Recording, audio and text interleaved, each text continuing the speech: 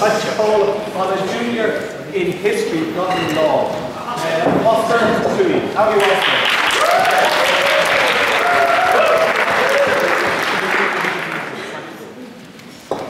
Ladies and gentlemen, I'm not sure how you do this. I'm 18 years old, I'm a Starbucks student. I have absolutely no hope for the future. My degree won't get me anywhere. I'm living with my parents. Ladies and gentlemen, I am the third proposition. Right. I've got 2 points for you today, and that's firstly, look, why occupying Wall Street is the best possible solution to deal with the problem that we're in. And secondly, why we should be listening to the people on Wall Street. But before I do any of that, look, I want to just address this sort of bit of rebuttal that's been brought up by the opposition, right? And they kept saying, look, it's really easy to generalize these people on these things. And that, like, all these people out there are interested in, you know, fascism or socialism or some very form of thing. And look, we say that these people aren't representative of the 99%. They're not, as it were, the 99% of the 99%.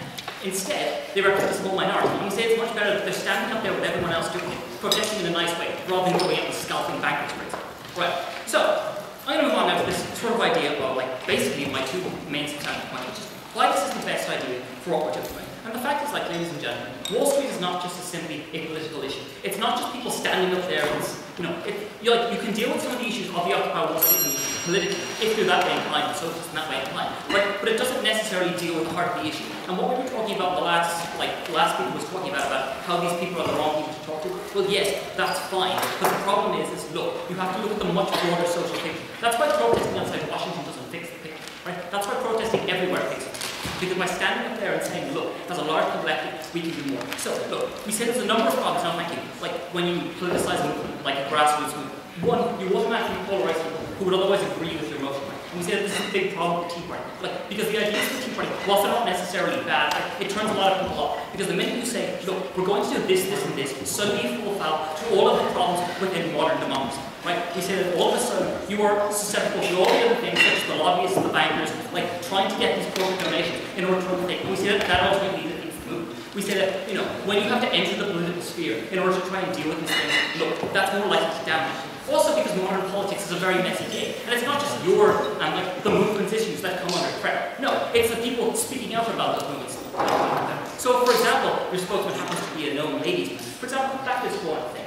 These are all these problems with modern politics. And we say that, look, it's much better that we're standing up, no thank you, and say, look, we should be dealing with these things and having a clear message. And the second thing is, like, the fact that these people don't have a clear message is somehow this wrong way of dealing with. Like, these people, this conglomerate of people standing outside Wall Street are somehow not worthy because they don't have a clear political philosophy. And we say that, look, that's a great thing. Because, look, no one has this clear, quick-fix message as to how to fix all of our economic problems ever. But what we're saying is, look, this gets people involved. This gets people interested in this thing. It's what makes us talk about it, right? One person standing up there and saying, look, I want communism. That just was attracting no attention. But a whole lot of people saying, look, what we're dealing with here is a capitalist system that is fundamentally wrong. All of them coming out and saying that, look, that's a much better system. Yes, thank you.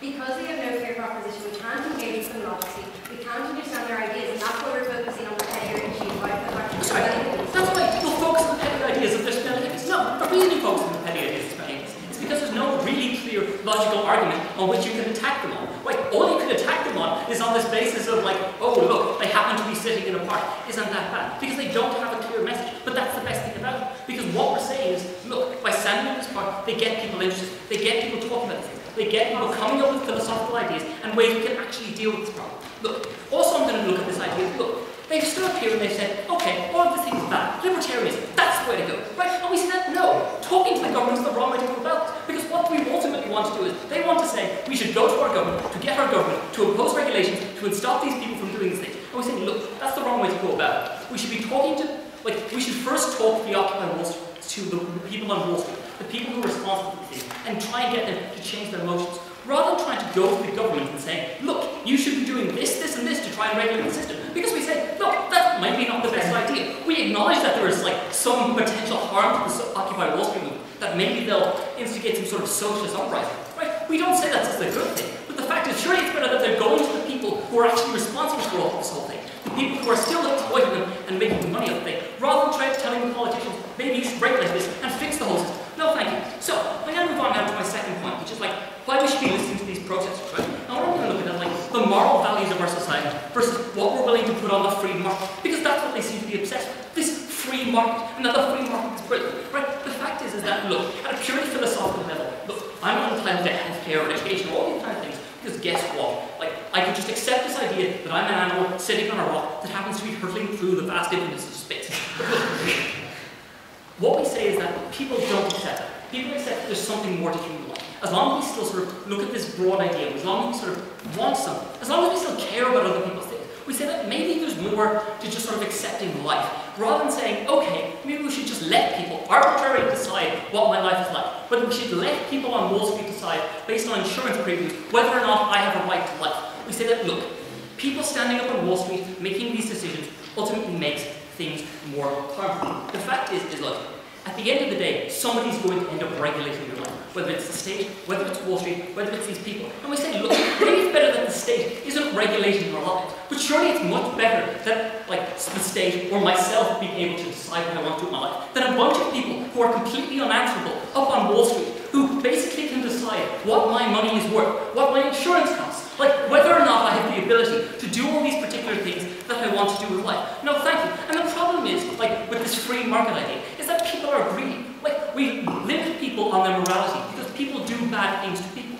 right? I will stab someone. People will stab people if we don't have a police. So why do we accept that people won't hurt people economically if we have no economic things? People are greedy. They attack at a greedy sort of process, and they do it in the, like, on a very small scale. They do it in the very small minded interest. Because what happens is if you keep squeezing these people, if you keep going after these poor people on the Wall Street movement, eventually they have nothing left to give. Right? We're not saying that it's not possible to live in a tiered capitalist society where people have, you know, particular rights, particular ideas, and particular things. We're saying, look, maybe it's possible for you to live happily as a slave, and as this kind of thing, under the domination of Wall Street. But the fact is, if you keep whipping your slave, he will die, and he's no longer any use to you.